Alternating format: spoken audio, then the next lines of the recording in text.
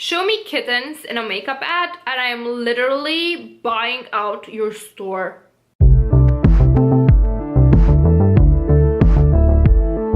Hello guys, hi, my name is Mia. That is my black cat Shiro, who has decided to join us today. I don't know for how long, but I'm counting myself blessed by her presence.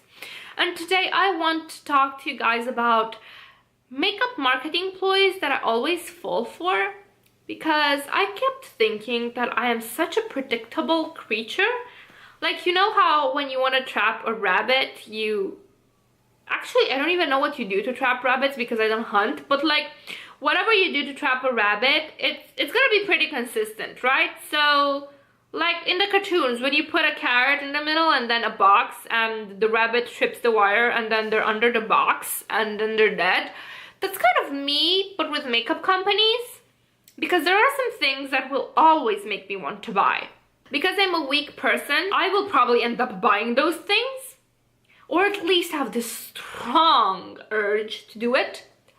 So let's just talk a bit about 5 tactics that work on me and other weak-willed people like me.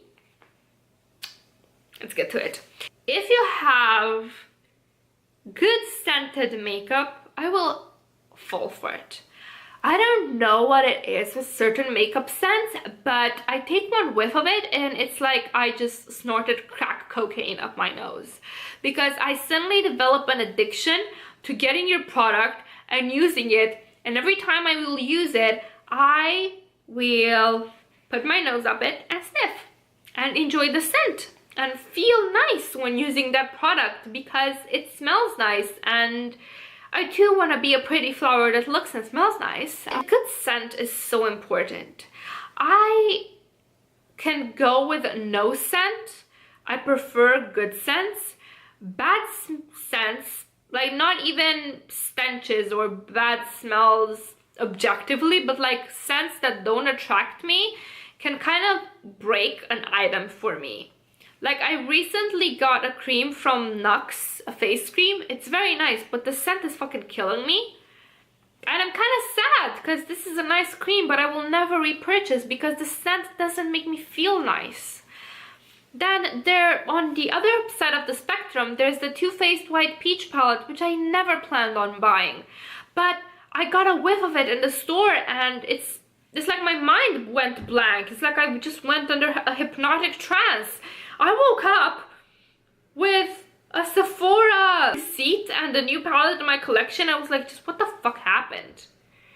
It was hypnotic. It has such a nice peachy smell. And before I got that palette, I just kept roasting Too Faced left and right. And that palette isn't a good palette. Don't get me wrong. It's a mediocre palette. Kind of too mediocre for the price. But it really made me want more Too Faced because of the scent. Like, I could get over how mediocre that palette was because it smelled so goddamn nice.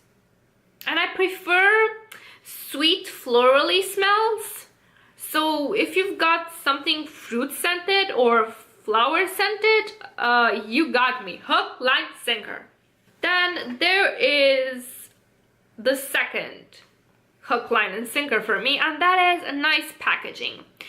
And it's less about how luxury the materials are, but more about the user experience in itself. Yes, expensive looking packaging is nice, such as the one from Hourglass, but I also enjoy packaging that is maybe made of a cheaper plastic than the Hourglass one, but it still feels very nice. It feels a bit maybe heavy in your hand, or it doesn't feel heavy, but it looks like someone cared when designing that thing. Like, they did not care purely of functionality, but also of aesthetics, of you feeling and looking nice when you hold that product in your hand.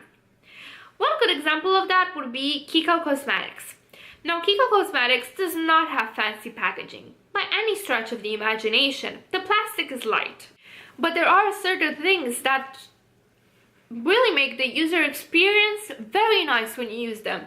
For example, their lipsticks, when you puts the cap back on, it has a nice click when you close it, which is such a tiny thing, but it shows me that someone in the product design department cared. That I should be sure that if I place that lipstick in my purse, the cap doesn't go off and just turn my purse into an abstract painting. And then they have some very nice embossing on some of the blushes. And then you've got limited edition stuff with different packaging that is very fit to the theme of the limited edition. And that shows me that they care. They care about their aesthetic, and they care about how I feel when I look at their products as a consumer. You've got cute animals in your ad. I am checking you out for sure. Sephora, for example, had an ad for mini products and it had kittens in it. And Sephora.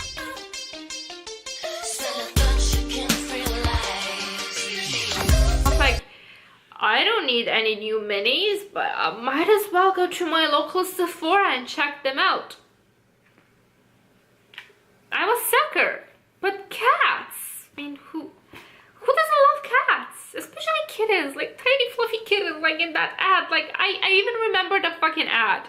It was months ago, and I remember the ad because it had fucking kittens. The fourth one is a pretty color pattern or embossing in the pan. I like nothing more than to buy something with a beautiful embossing and ruin it by using it. Like, see it just bit by bit getting smoother and less detailed. It's just so goddamn satisfying to me. And I love it. I will always get something that has a pretty embossing over something that's plain. Maybe if the product on the plain one is much better, then yeah, but that embossing is gonna catch my eye first things first. And I really love geometric embossings or Art Nouveau ones or very nature inspired ones, like the one on the Amrezy highlighter or the one on the Sephora collection highlighter, which looks like scales, which I have, and I just love destroying that thing. It's fucking so good, so good. And then for color patterns, I like the ones on the Art Deco blushes, just very pretty, very pretty.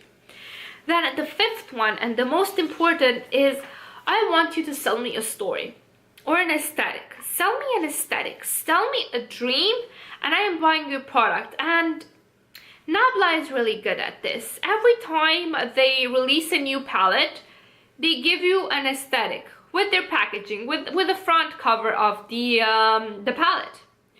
Or Hourglass itself, for example, is a whole classy fucking aesthetic.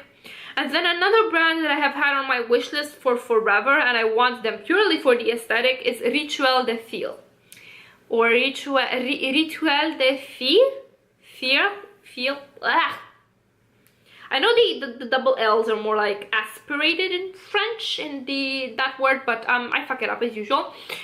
I really like it when I can get a product in my hand and be like, this can help me get a certain aesthetic. If I want to feel witchy that day, I can grab my Rituel de Fil product and feel witchier. If I want to feel like a floral princess, I can grab my Nabla Soul Blooming and feel like a floral princess. It's such a tiny thing, but it really shows me that the brand has a vision behind them, and they don't care about makeup just as utilitarianism. They care about makeup as a way of expressing yourself, which, of course, brands care about makeup only as much as it is to get your money, but let's just ignore those things, shall we? Okay, this was a short video. I hope you guys enjoyed it. I just wanted to have a bit of fun discussing some makeup thingies with you, some marketing with you. Let me know which makeup tactics work best for you, because I really want to hear that I'm not the only sucker on this platform. Thank you. Have a great day, guys. I was about to say have a great gay. Have a great and wonderful day, evening, morning, whatever the fuck it is where you're from. Love you. Bye.